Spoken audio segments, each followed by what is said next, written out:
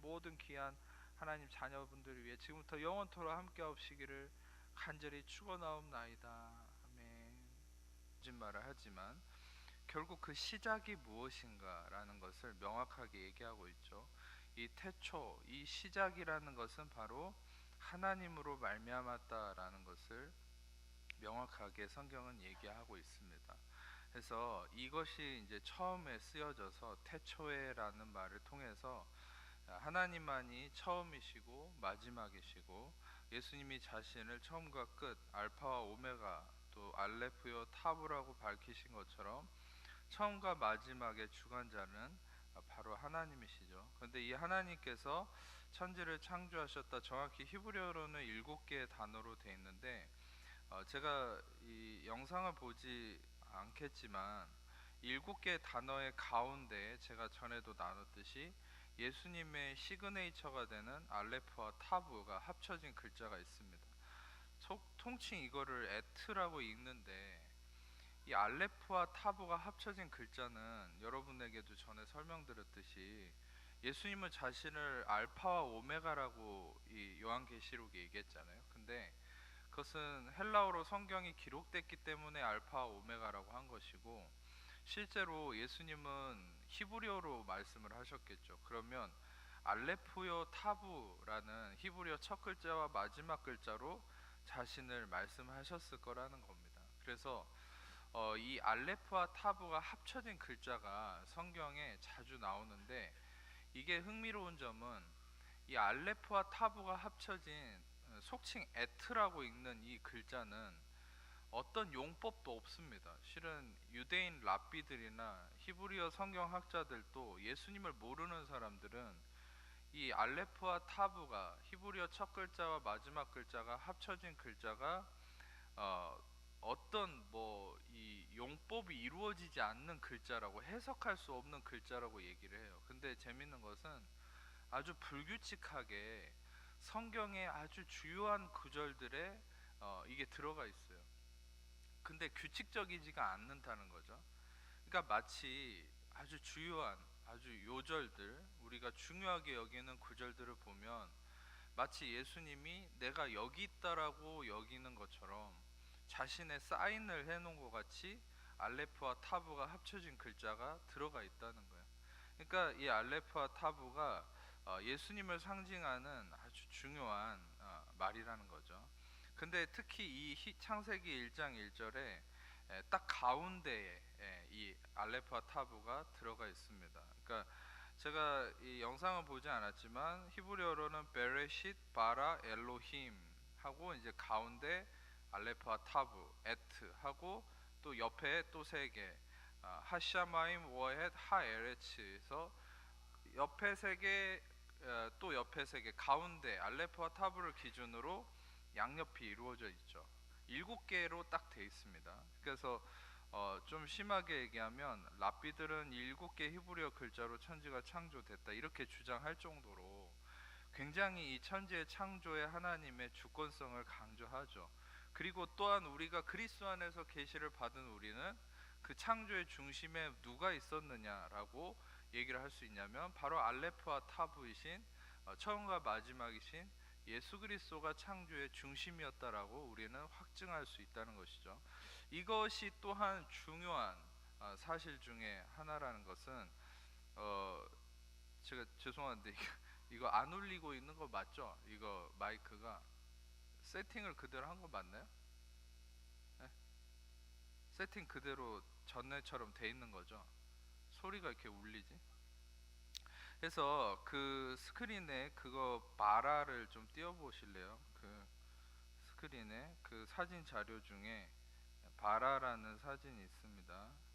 그래서 이 이제 히브리어 그 사진 자료를 보시면 위에 이제 7개 단어가 있죠. 이게 이제 베레시바라 엘로임 엣 하샤마임 워에 하에레츠에서 7개의 창세기 1장 1절을 히브리어로 써놓은 건데 여기서 이제 이 바라라는 단어가 참 중요한 단어입니다. 왜냐하면 이 바라라는 동사는 창조하다라는 말인데 이 바라라는 동사 안에 두 가지 의미가 있어요. 첫 번째는 바르라는 아들이라는 의미고 또한 옆에 알레프라는 이 히브리어 첫 글자는 희생당하는 소를 의미하는 상형 글자입니다. 그래서 희생당하는 소는 제물을 의미하죠. 바로 예수 그리스도를 상징하고 우리의 대속함이 되시는 예수 그리스도를 상징하고, 또한 바르는 아들이신 예수님을 상징하죠. 그래서 이 바라라는 말의 또한 중요한 고유적인 특징은 뭐냐면,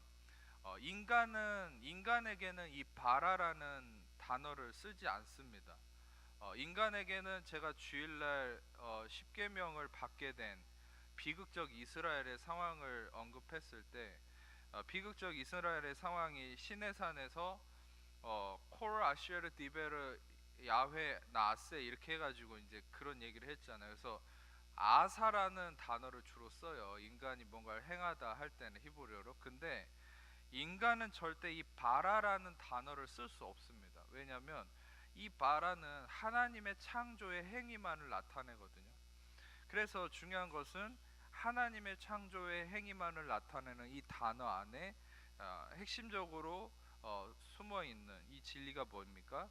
아들과 번제물인 이 소를 가리키는 의미가 있다는 것이죠. 그래서 다시 말하면 이 창조의 고유함의 중심에는 바로 아들이신 예수 그리스도가 이 창조의 핵심이라는 사실입니다. 아멘.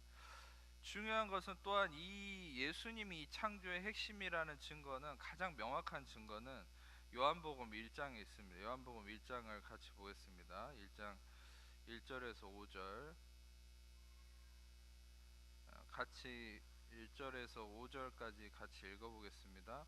태초에 말씀이 계시니라. 이 말씀이 하나님과 함께 계셨으니 이 말씀은 곧 하나님이시니라. 그가 태초에 하나님과 함께 계셨고 우리 그로 말미암아 지은 바 됐으 지은 것이 하나도 그가 없이 된 것이 없느니라. 그 안에 생명이 있었으니 이 생명은 사람들의 빛이라. 빛이 어둠에 비치되 어둠이 깨닫지 못하더라. 저 제일 뒤에 대성이 이게 말 잘 들리니? 내 말? 오케이. 중요한 것은 여기 요한복음 1장 1절에서 5절은 명확하게 천지를 창조하는 하나님의 행함에 대해서 나타내고 있죠. 근데 여기서 명확하게 예수님이 이 태초의 말씀으로서 하나님과 함께 하셨고 예수님이 바로 창조의 중심이심을 밝히고 있습니다. 그가 태초에 하나님과 함께 계셨고 만물이 그로 말미암아 지은 바 되었고 그가 없이는 하나도 된 것이 없다.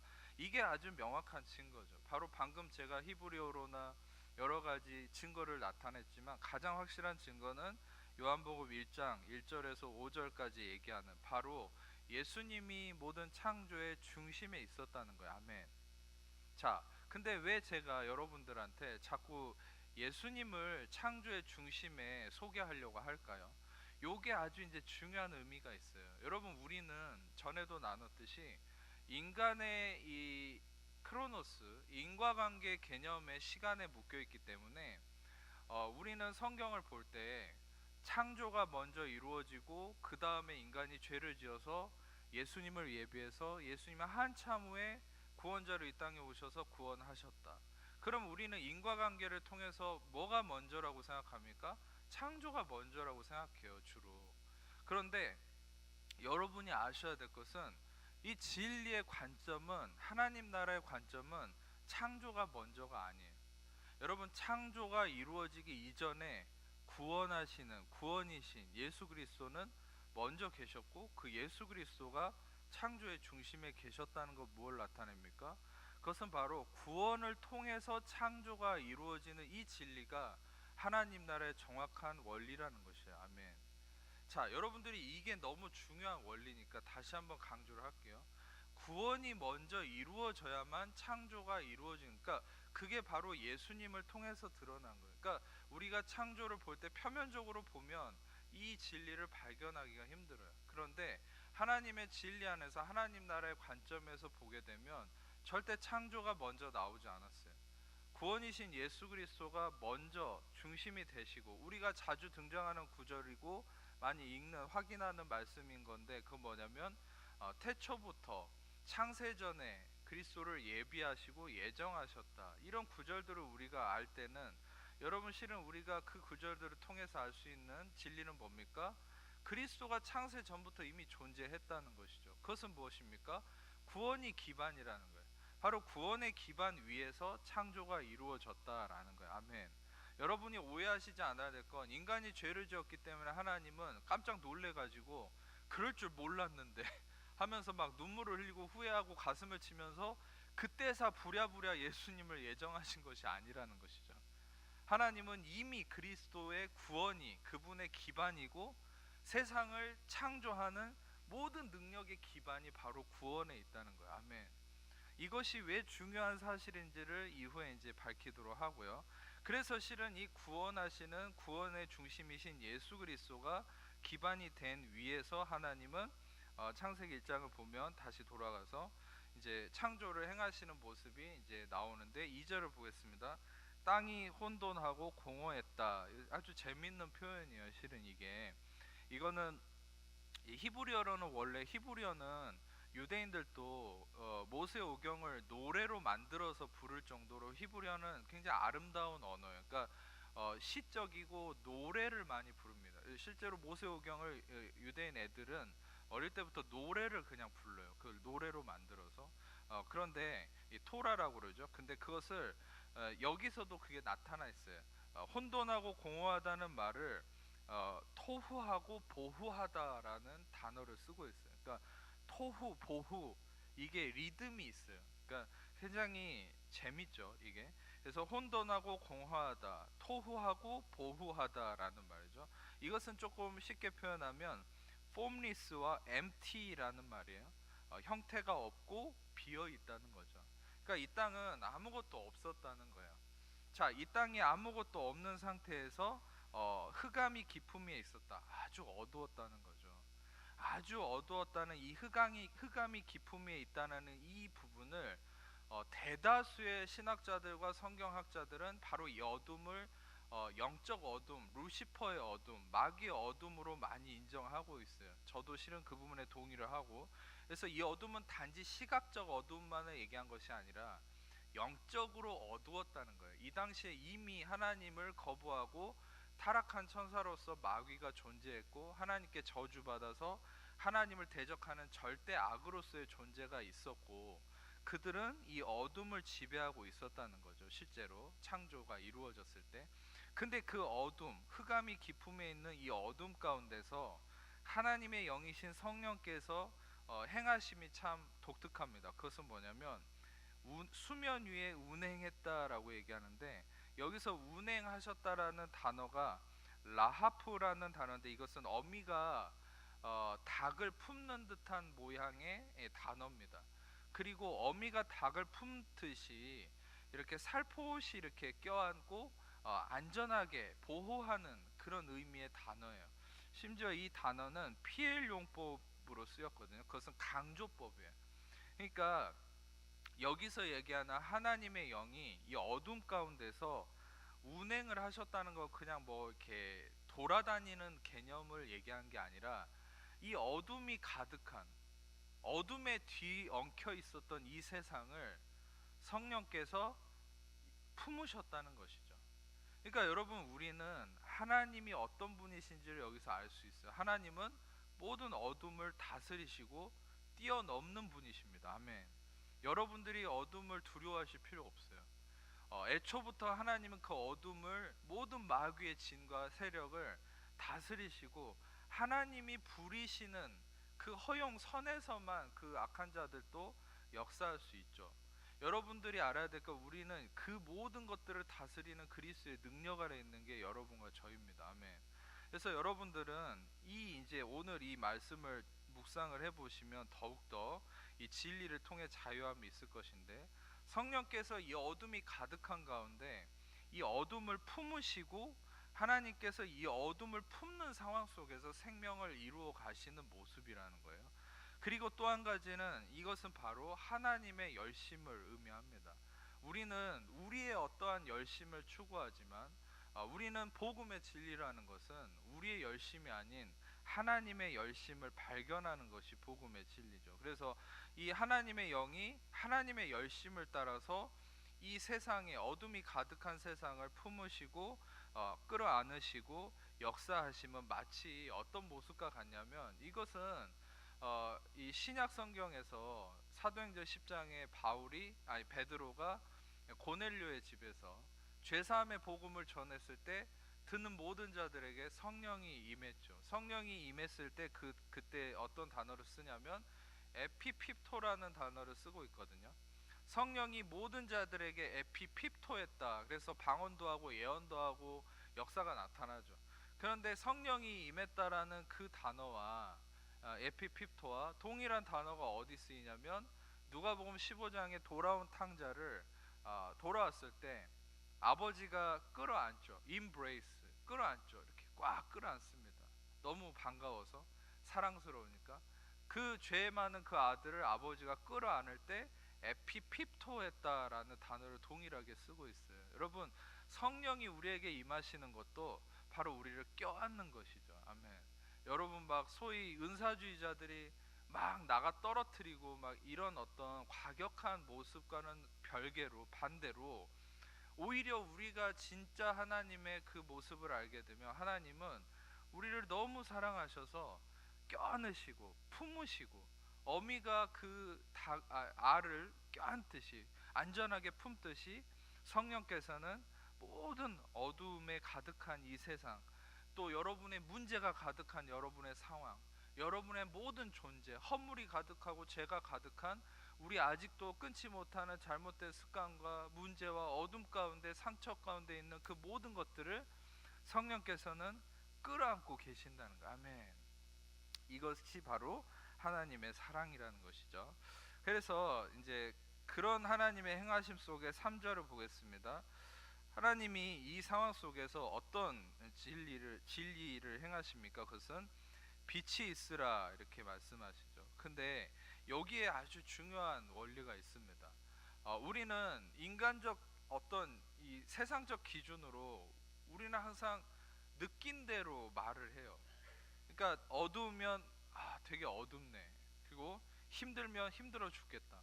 근데 그걸 되게 자연스러운 거라고 생각하는데, 여러분, 우리가 하나님이 천지를 창조하실 때 그 언어의 말씀의 권세로서 우리에게 보여주신 힌트가 있어요. 그것은 우리가 있는 그대로의 상황을 얘기하는 것이 아니라 우리가 원하는 것을 얘기해야 된다라는 것을 보여주신 거예요. 그러니까 하나님은 어둠 가운데 오셔서 와 되게 어둡다. 여러분, 만약에 하나님 그랬으면 세상은 더 어두워졌을 거예요. 근데 하나님은 어둠 속에서 빛을 선포하셨죠. 왜냐? 하나님의 마음 속에는 바로 빛이 있었기 때문이에요. 아멘. 그것은 요한복음 1장에도 아까 읽었듯이, 요한복음 1장 확인해 보겠습니다. 아까 여러분들이 읽으셨던 1장 4절을 잠깐, 4절과 5절을 한번 다시 같이 읽어볼게요. 시작. 그 안에 생명이 있었으니 이 생명은 사람들의 빛이라. 빛이 어둠에 빛이 돼 어둠이 깨닫지 못하더라. 하나님 안에 생명이 있으셨고 그 생명은 사람들의 빛이라라는 거죠. 그리고 이 빛은 어둠들이 이기지 못했다라는 거. 전에도 얘기했듯이 여기서 깨닫지 못했단 말은 카탈람바노라는 말인데, 이거는 이기지 못했다라고 해석해서 쓰는 게 더 맞는 표현이라고 했죠. 그래서 하나님 안에는 빛이 있었고 생명이 있었는데 그 빛과 생명이 바로 예수 그리스도죠. 바로 그 예수 그리스도가 빛과 생명으로서, 여러분, 이 땅에 바로 예수 그리스도가 창세 때 선포되었는데, 하나님께서는 그 안에 이미 예수 그리스도, 빛 대신 예수 그리스도를 품고 계셨고, 그 예수 그리스도를 하나님은 선포하신 거예요. 어둠 가운데. 그랬더니 어둠이 물러갔다. 빛이 있었다라고 얘기하죠. 여기에서 한 가지 이제 중요한 또 자료를 하나 보도록 하겠습니다. 제가 드린 두 번째 스크린 자료를 하나 보여주시겠어요? 그것은 이것도 이제 중요한 부분인데, 이것을 이제 오른쪽에서 왼쪽으로 읽으면 예히오르라는 말이에요. 이것은 이제 예히라는 말은 이스라라는 말이고, 이제 오르는 빛이라는 히브리어입니다. 그런데 실제로 1번에 해당하는 이 해석은요, 발음 기호로 인해서 이루어지는 해석이에요. 그러니까 뭔 말이냐면, 원래 사본에는 이런 발음 기호가 없어요. 근데 학자들이 읽기 편하기 위해서 발음기호를 임으로 붙였어요. 그러니까 원래 사본에 기록된 거에 의해서 이 발음교를 다 떼버리고 발음을 하게 되면 바로 발음을 하고 해석을 하면 어떻게 되냐면 실제로 2번의 해석이 더 정확하다는 거예요. 그러니까 빛이 있으라라고 하기보다 바로 하나님의 존재론적인 선포가 나타났다는 것이 더 올바른 해석일 수 있다는 거예요. 그러니까 그건 뭐냐면 나의 야훼는 빛이다. 그러니까 예희라는 말. 그래서 여기서 앞에 빨간색 유드와 해는 바로 야훼의 야자를 가리키고 뒤에 파란색 쉼표같이 생긴 거는 소유격을 가리켜요. 나의라는. 그리고 뒤에 오를 해서 나의 야훼는 빛이다. 즉 이것은 단순히 어떤 빛을 명령하는 순간만을 얘기한 것이 아니라 더 깊은 진리는 하나님께서 빛 대신 자기 자신을 이 어둠 가운데서 선포하셨다는 거예요. 실제로 이것이 아주 중요한 진리인 것이 뭐냐면 우리가 이제 요한복음 말씀을 좀 같이 보도록 하겠습니다. 요한복음 8장 12절 말씀입니다. 요한복음 8장 12절을 우리 같이 읽어보도록 하겠습니다. 예수께서 또 말씀하여 이르시되 나는 세상의 빛이니 생명의 빛을 얻으리라. 아멘. 여기서 예수님이 자신을 이제 드러내죠. 그러니까 요한복음은 실제로 수많은 예수님 자신에 대한 존재론적인 선포가 많습니다. 나는 생명의 떡이고 나는 빛이고 나는 길이요 진리요 생명이고 여기서 이제 주로 쓰여졌던 에고에이미라는 헬라어인데 이것은 바로 존재론적인 선포. 여러분 가장 최초의 하나님이 또한 우리가 가장 잘 아는 사건 중에 최초는 아니지만 존재론적인 선포가 드러났던 사건이 떨기나무 앞에서 모세에게 하나님 자신을 드러냈죠. 나는 스스로 있는 자다. 에흐엣 아쉐르 에흐엣. 그래서 이것이 바로 에고에이미라는 존재론적인 선포랑 동일한 거예요. 그러니까 하나님은 항상 우리가 성경 말씀 보면 자기 자신을 드러냅니다. 예수님을 드러냅니다. 물론 하나님은 자기 자신을 드러내지만 아까도 말씀드렸듯이 하나님은 자신 안에 있는 소망을 나타내시죠. 그런데 여러분이 알아야 될 것은 하나님의 소망은 무엇일까요? 하나님의 소망의 중심은 실은 우리가 원하는 것처럼 돈이나 권력이나 어떤 그런 것이 아니에요. 어떤 사역적 성공 그런 것이 아니에요. 여러분이 알아야 될 것은 하나님의 마음을 항상 꽉 채우고 있고 하나님의 생각과 모든 걸 다스리고 있는 하나님을 채우고 있는 중심은 뭐냐면 바로 아들이신 예수 그리스도입니다. 아멘. 바로 아까 말씀드렸던 요한복음 1장에 나타났던 빛과 생명이신 예수 그리스도, 구원이신 예수 그리스도가 하나님을 가득 채우고 있어요. 그게 하나님의 소망이에요. 그러니까 하나님은 내 안에 있는 소망을 선포하시는 거죠. 어둠 가운데서. 우리는 느끼는 대로 말을 하는 세상적 육신의 기준이 여러분 하나님처럼 우리는 우리 안에 있는 소망을 선포하는 삶으로 바뀌어야 됩니다. 아멘. 그렇게 바뀌기를 축복합니다. 그런데 더 여러분들에게 권면하고 싶은 것은 그러나 단순히 소망을 선포할 때 나는 돈을 갖고 싶어요.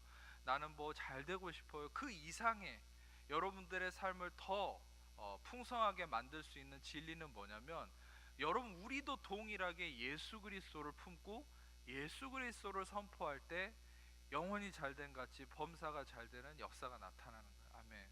그래서 하나님과 동일한 하나님의 형상인 우리는 하나님과 동일한 예수 그리스도를 품고 예수 그리스도를 선포하는 것. 그것이 중요한데 요한복음 8장 12절에서도 지금 예수님은 자신을 세상의 빛이다. 이렇게 명확하게 선포하고 있죠.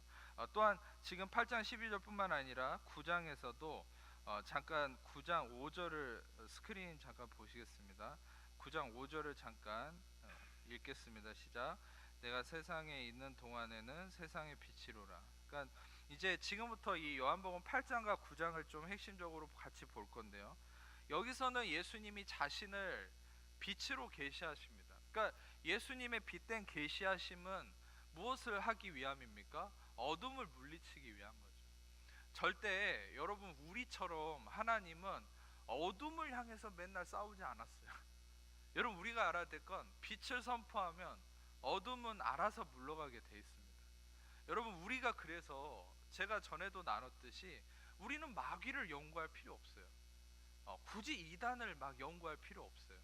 여러분, 실은 여러분들은 세상에 막 이상한 뉴에이지나 잘못된 그런 여러 가지 현상들을 연구하실 필요 없어요.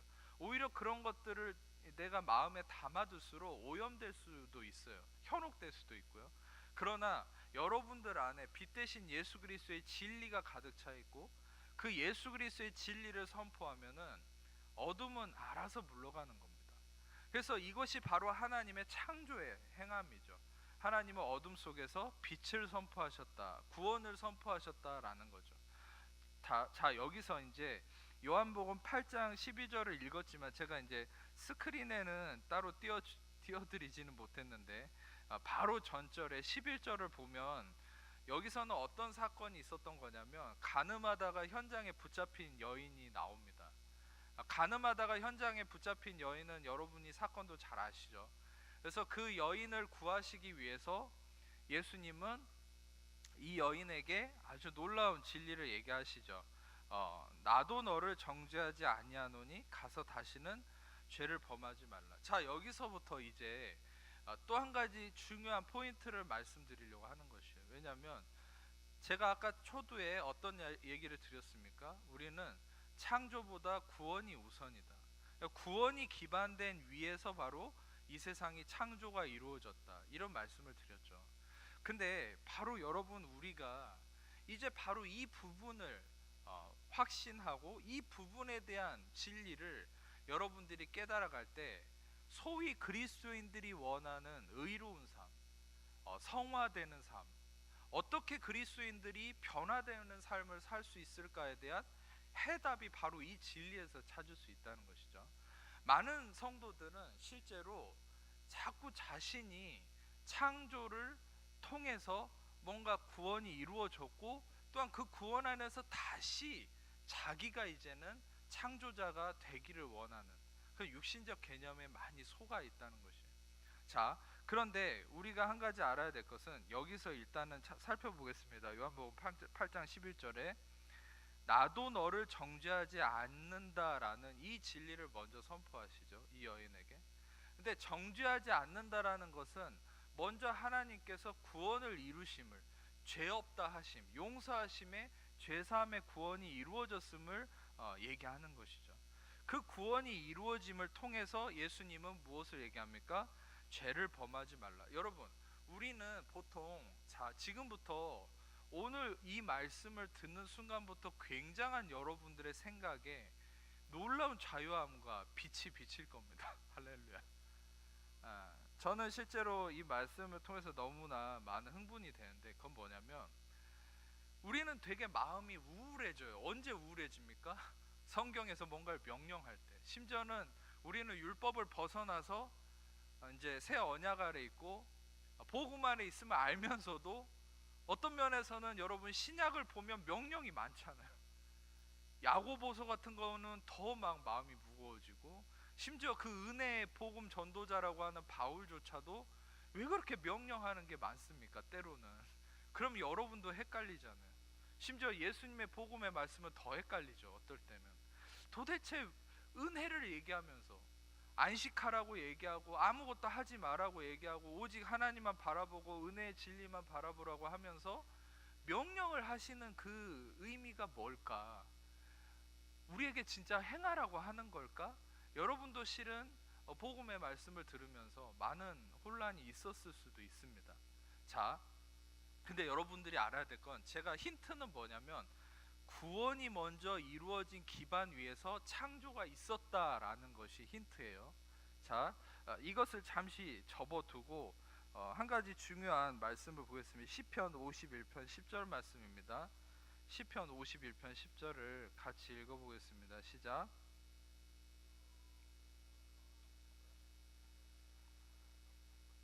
실제로 이 시편 51편 10절은 다윗이 우리아를 죽이고 우리아의 아내를 불륜하고 살인과 간음죄를 짓고 나서 하나님 앞에 범죄함 가운데서 회개함으로 고백했던 기도입니다. 자, 근데 이 51편 10절이 왜 중요한 구절이냐면, 아마 전에는 여러분들 우리 제가 한때도 되게 존경했던 우리 고영원 그 사역자분이 쓰셨던 그런 찬양에도 많이 나왔던 구절이고, 여러분도 잘 아는 구절이잖아요. 근데 이 구절이 굉장히 중요한 진리를 내포하고 있어요. 그건 뭐냐면, 여기서 창조하셨다라는 말이에요. 아까 제가 초두에 설명을 드렸듯이 창조한다라는 말은 인간의 행위와 다르다고 그랬죠. 여기서 창조한다는 말은 태초에 하나님이 천지를 창조했다. 베레싯 바라 해서 동일한 바라가 여기에 쓰여 있어요. 그러니까 바라, 즉 창조한다라는 건 뭡니까? 이것은 하나님만 행하실 수 있는 창조의 의미라고 그랬죠. 여러분, 다윗은 분명히 고백하고 있는 거예요. 그것은 내 속에 정한 마음을 창조하는 것은 내가 하는 겁니까? 아니라는 것이죠. 내 속에 정한 마음을 창조하는 것은 바로 하나님만이 하실 수 있는 부분이라는 거예요. 아멘. 자, 여러분, 중요한 것은 이 창조의 영역이 어떻게 이루어집니까? 저희가 이 10절 위에, 9절은 따로 스크린에 보이지 않지만 9절에서는 주의 얼굴을 내 죄에서 돌이키시고 내 모든 죄악을 지워주소서, 다시 말하면 죄사함의 강구가 일어나고 있죠. 그러니까 죄사함의 구원을 통해서 이 창조가 이루어지기를 강구하고 있는 것이죠. 동일하게 여러분 말씀드렸듯이 이 바라라는 창조는 하나님만 행할 수 있는 창조입니다. 즉 하나님만이 여러분 안에 정한 마음을 이루실 수 있습니다. 아멘. 우리가 내 마음을 깨끗하게 할 수 없다는 거예요. 이 말씀의 구절은 명확하게 얘기하는 것은, 이사야서 64장에서도 말씀했듯이 우리 인간은, 우리의 의는 더러운 것이며 우리는 거짓되고 악하다라고 얘기했고, 예수님도 끊임없이 우리의 입으로 들어가는 것이 더러운 것이 아니라 우리의 마음에서 나오는 탐욕과 죄악과 음란과 미움과 이런 우리 안에서 나오는 이 우리의 마음이 더러운 거라고 그랬죠. 근데 여러분, 우리가 자꾸 그 마음을 정결케 하고 나를 의롭게 해보려고 많은 육신적 노력을 하지만, 결국 성경이 얘기하는 바는 바로 구원으로부터 창조가 이루어진다. 다시 말하면 새 창조의 역사가 우리가 구원을 확신함 속에서 이루어질 수 있다라는 걸 얘기하고 있는 거예요. 그것은 무엇입니까? 이 구원이라는 것은 전에도 얘기했듯이 단지 예수 믿고 천국 간다는 그 구원을 얘기하는 것이 아니라 완성된 십자가의 공로를 의미하는 것이죠.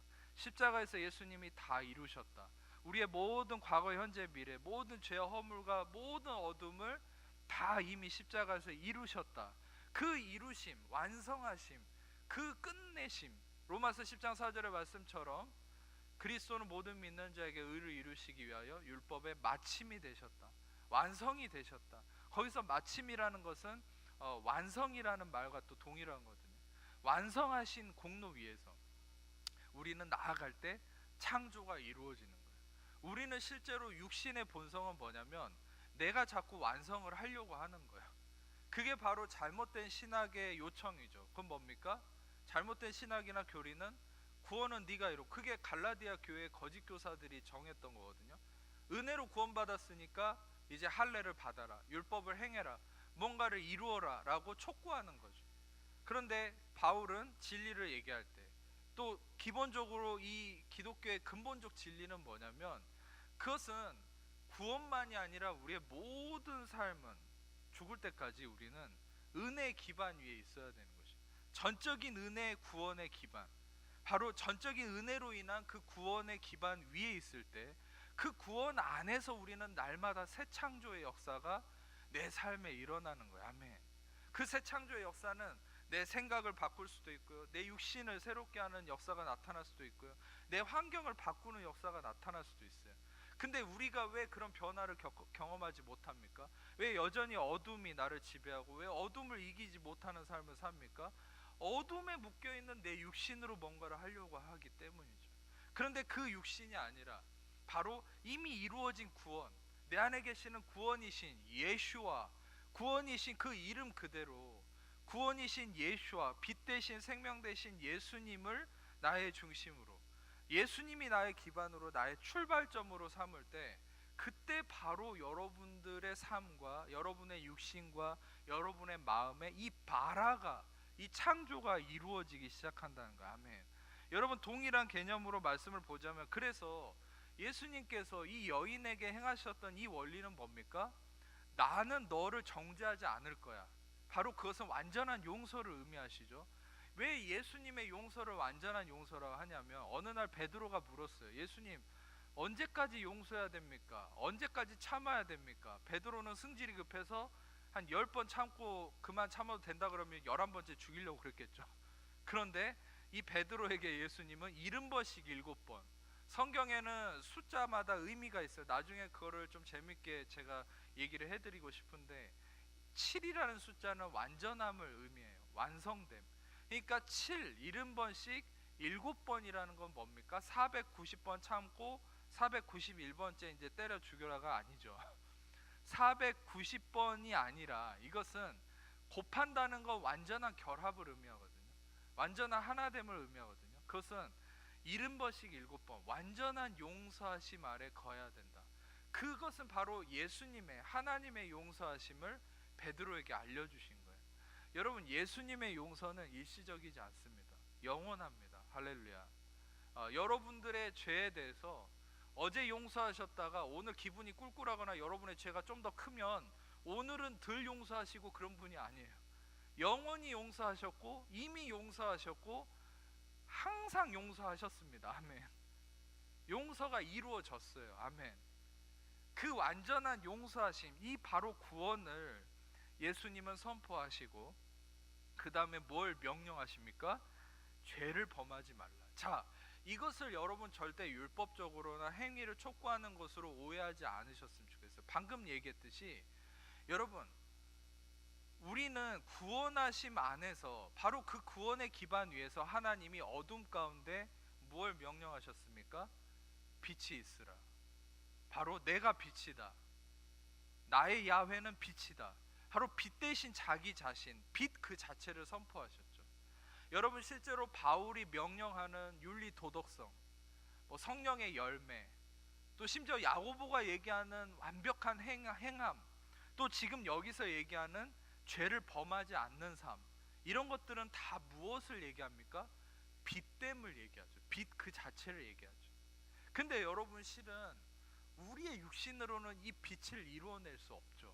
인정하십니까? 그러면 여기서 죄를 범하지 말라, 또 바울이 얘기했던 어떻게 살아라, 죄를 짓지 말라, 뭐를 해라 저래라, 이렇게 얘기하는 측면은 뭘까요? 그것은 우리의 육신으로 그걸 하라는 얘기가 아닙니다. 그것은 바로 그 육신된 어두움 가운데 아직도 죄를 짓고 있고, 아직도 습관에 매여 있고, 아직도 질병에 매여 있고, 아직도 어둠과 슬픔에 가득 차 있는 너의 그 어둠이 뒤섞여 있는 그 육신에다가 이 빛 대신 예수 그리스도를 계속 선포하라는 거야. 그러면 여러분의 육신이, 여러분의 자유의지가 이 빛에 순종하기 시작한다는 거. 아멘. 여러분, 이 진리를 깨달으면 우리는 바로 성화가 어떻게 이루어질 수 있는지를 깨달을 수 있어요. 여러분, 우리는 성화를 일단 하기 위해서는, 우리가 올바른 그리스도인으로 변화되려면 일단 내가 뭘 하려는 걸 멈춰야 돼요. 멈추고 뭘 해야 됩니까? 그리스도 안에 앉아야 돼요. 안식해야 돼요. 완성하신 십자가의 공로 안에 나를 맡겨야 돼요. 그리고 여러분, 나의 어둠을 직면하세요. 나의 그 질병, 습관, 죄된 모습, 나의 어두움, 끊임없이 매여있는 잘못된 인간관계, 미움, 여러가지 잘못된 감정, 쓴뿌리, 이런 것들을 직면하고, 그러나 그 직면함을 통해서 끝나는 것이 아니라 거기다가 무엇을 선포합니까? 빛을 선포하라는 것이죠. 예수의 이름으로 일어날지어다. 예수의 이름으로 치유가 일어날지어다. 예수의 이름으로 회복될지어다. 예수의 이름으로 나의 모든 죄는 끊어질지어다. 아멘. 여러분, 실제로 예수님이 죄를 범하지 말라라는 건 뭡니까? 네 육신으로 더 이상 죄 짓지 말도록 노력해라라는 게 아니라 선포해버리는 거예요. 지금 너의 그 죄된 육체, 이 여인의 죄된 육체에다가 예수님은 죄를 범하지 않는 이 진리를 선포해버리는 거예요. 그러니까 이 진리를 통해서 이 여인은 죄를 범할 수가 없는 거예요. 아멘. 자, 요한복음 이제 9장으로 한 번 더 가겠습니다. 요한복음 9장. 요한복음 9장을 이제 다 읽지는 않고요. 잠깐만 보시면 1절부터 이제 이게 실제로 7절까지인데 핵심은, 근데 이 맹인이 나옵니다. 실제로 이 맹인은 눈이 멀어 있어요. 묘하게도 요한복음 8장과 9장도 이 맥락이 굉장히 이어져 있는 구절이에요. 근데 시험 관계상 그걸 포인트를 맞추기보다 방금 말씀드렸던 측면으로 말씀드리자면, 이 맹인을 눈을 뜨게 하시는 상황인데, 동일하게 어떤 부분들이 기술되어 있냐면, 제자들이 이 맹인에 대해서 누구의 죄 때문에 저렇게 됐냐라고 또 죄를 언급하죠. 이 가늠하다 현장에 붙잡힌 여인도 죄로 말미암아 이 죄 때문에 죽어갈 상황이었지만, 예수님의 완전한 구원을 통해서 그가 새롭게 됨을, 새 창조의 역사를 선포하시는 모습이 나타나 있지 않습니까? 그런데 여기에서도 이 죄로 인해서, 누구의 죄로 인해서 이 사람이 맹인이 되었냐라고 어떤 이 주고받는 말이 오고 갈 때에, 예수님은 뭐라고 일축하십니까? 누구의 죄 때문이 아니라 이것은 하나님이 하시는 일을 드러내고자 함이라. 그러면서 예수님께서 자신을 또한 드러내시죠. 아까 8장과 동일하게 나는 세상의 빛이다. 세상의 빛이라는 것을 얘기하십니다. 동일하게 이 죄 가운데, 이 죄에 매여 있는, 어떻게 보면 이 맹인이 눈을 뜨지 못하는 것도 죄의 영역이죠. 이 사람이 뭔가를 죄를 지어서가 아니라 아담의 저주받은 죄로 인한 그런 어떤 눈뜨지 못함의 저주 아래 있는 거죠. 그런데 여기다가 예수님은 자신의 존재론적인 빛을 선포하는 거예요. 바로 구원을 선포하는 겁니다.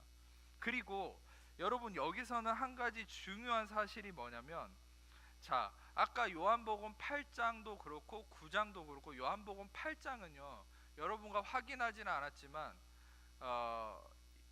이 모든 사람이 돌로 그 가늠하다 현장에 붙잡힌 여인을 쳐서 죽이려고 할 때 예수님이 특이한 행동을 두 번을 하죠.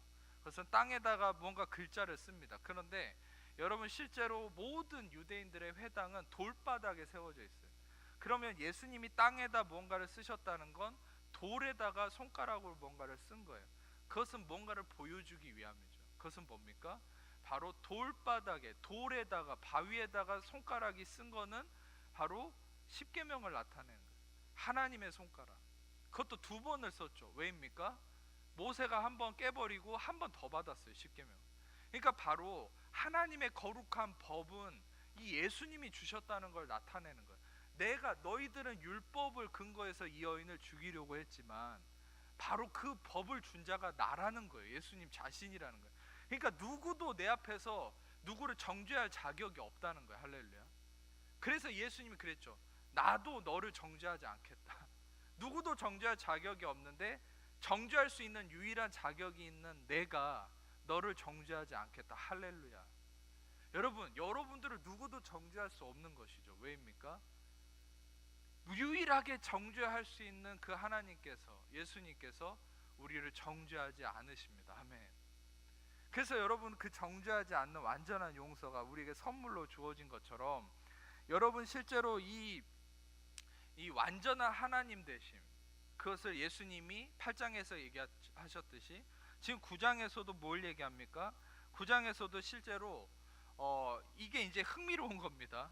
여러분들이 이걸 보고 굉장히 무슨 의미일까 많이 고민하셨을 부분이 있었을 수 있는데, 요한복음 9장 6절을 보면 땅에 침을 뱉어서 진흙을 이겨서 그의 눈에 바르셨다. 그리고 실로암 목가에 가서 씻게 하셨죠. 이게 여러분 딱 어떤 모양인지 나오지 않습니까?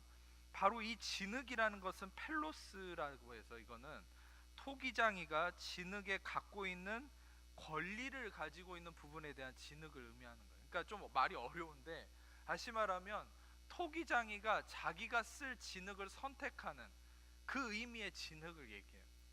여러분, 이것은 마치 아주 그냥 똑같습니다. 이 의미는 창세기 2장 7절을 잠깐 스크린으로 보시면은, 창세기 2장 7절에 하나님께서 흙으로 사람을 지으시고 생기를 그 코에 넣으셨죠. 여기서 얘기하는 흙이라는 것은 아파르라는 말인데, 이것은 티끌이나 먼지, 재, 무가치한 것을 의미해요. 여러분, 그런데 여기서 하나님이 지으셨다라는 것은 뭡니까? 이것은, 지으셨다는 것은 야짜르라는 말인데, 이것도 동일한 거예요. 이것을 원하는 형상대로 틀에 넣어서 만들었다는 거예요. 그러니까 하나님께서 인간을 아파르, 티끌, 먼지, 재와 같은 무가치한 것으로 하나님의 계획과 형상의 하나님의 틀에 맞춰서 지으셨다는 건 뭡니까? 토기장이가 진흙으로 빚은 거랑 똑같은 원리죠. 바울도 나중에 토기장이의 원리를 언급하지 않습니까? 중요한 것은 여기서 예수님이 진흙을 이겨서 그 눈에 발랐다. 여기서 이겨라는 말이 있죠. 진흙을 이겼다. 그것은 뭐냐면 포이에오라는 말인데, 이것 또한 하나님의 창조적 행위를 의미하는 단어입니다. 포이에오라는 말은. 그러니까 이것은 또한 뭐냐면 동일하게 이 예수님께서 왜 이 사람에게 진흙을 이기는 이런 특이한 행동을 하셨냐? 이것은 바로 자신이 창조주임을 나타내는 것이죠. 아멘. 바로 자신이 이 땅을 창조하셨고 이 땅의 모든 죄를 사할 권세가 자신에게 있음을 얘기하시는 것이에요.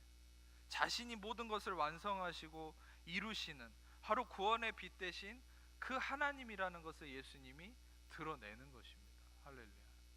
그래서 실제로 여러분, 예수님께서 이 요한복음 8장과 9장을 통해서, 이 요한복음 8장과 9장은 수많은 바리새인들이 자신이 중심임을 얘기하면서 예수님이 뭐 얘기만 하면 부인을 하거든요. 예수님을 거부하는 모습이 계속됩니다. 그런데 예수님은 요한복음 8장과 9장의 핵심은 뭡니까? 내가 하나님이라는 거예요. 내가 빛이라는 거예요. 내가 창조주라는 거예요. 내가 구원의 완성이라는 것이죠. 여러분, 결국 우리의 모든 죄를 사하신 예수님의 중심은 뭐가 있습니까? 그것은 우리의 어떤 것도 우리는 스스로가 빛이 될 수 없음을 명확하게 말씀하시는 거예요. 그리고 우리는 오직 육신에 쌓여서 어둠밖에 있을 수 없다라는 것을 얘기하시죠. 그러면서 예수님은 계속 행하시고 말씀하시는 것이 뭡니까? 자기 자신이 빛 되시고 생명이시고 구원이심으로 그 예수님을 통해서 새로운 창조의 역사가 일어날 수 있음을 얘기하는 것이죠. 방금 나눴던 요한복음 9장도 실제로 예수님이 자신이 빛이심을 얘기하죠. 구원이심을 얘기합니다. 그리고 바로 진흙을 이기는 행위를 하시죠. 그것은 뭡니까? 구원을 기반으로 할 때에 바로 새로운 창조가 일어나는 것을 보여주신다는 것이죠. 여러분들이 알아야 될 것은, 여러분, 우리는 더 이상 내가 새로운 창조를 이루기에 노력하실 필요가 없어요. 애초에 그걸 이룰 수도 없습니다. 인정하시기를 축복합니다. 여러분 스스로가 창조자가 될 수 없습니다. 인간이 아무리 뛰어난다 해도 그는 흉내쟁이밖에 될 수 없죠. 결국 어둠일 뿐입니다. 모든 육신은 율법의 행위로 그 앞에 의롭다함을 얻을 어떤 육체도 없다고 했죠. 여러분, 우리는 말해야 될 것은 완전한 구원하심 안에 그 전적인 은혜로 이루어진, 하나님의 전적인 은혜의 선물로 이루어진 그 구원 안에 머물러 있으면 그 구원이신 예수 그리스도가, 빛 대신 예수 그리스도가 우리 안에서 새로운 창조를 일으키신다는 거예요. 근데 그것을 어떻게 이룰지 힌트를 주셨죠. 마지막으로 이것만 나누겠습니다. 그것은 어떻게 이룹니까? 로마서 10장 10절에 말씀하는 것처럼 마음으로 믿어 의에 이르고 입으로 시인해서 구원에 이른다. 근데 입으로 시인한다는 게 뭐냐면 호몰로기오라는 말이에요. 호몰로기오라는 말은 단순히 말을 하는 것을 의미하는 게 아닙니다. 입으로 시인한다는 호몰로기오는 똑같은 것을 말한다는 거예요. 여러분들이 하나님과 똑같은 것을 말할 때 창조의 역사가 나타난다는 거예요. 하나님이 어둡다, 괴롭다, 죽겠다라고 얘기하시지 않습니다. 아멘. 하나님은 창조를 선포하십니다. 빛을 선포하십니다. 희망을 선포하십니다. 하나님은 구원을 선포하십니다. 아멘. 그러면 여러분들의 입에서 그 구원을, 빛을, 창조를 선포할 때 썩어 죽어가는 육신의 연약함으로 인해서 그 율법 앞에서도 이루지 못하고 저주 아래 거했던 이 육신이 그 진리의 빛을 선포할 때 이 육신이 그 진리 안에 순종하고 일어나기 시작하는 거. 아멘. 빛이 임할 때에 어둠은 물러가고 하나님의 그 빛이 창조를 일으키시기 시작하는 것이죠. 여러분, 마지막으로 말씀드리면, 여러분, 우리는 하나님의 자녀들로서 우리가 행하는 것이 아니라 왕의 권세로 선포하는 자입니다.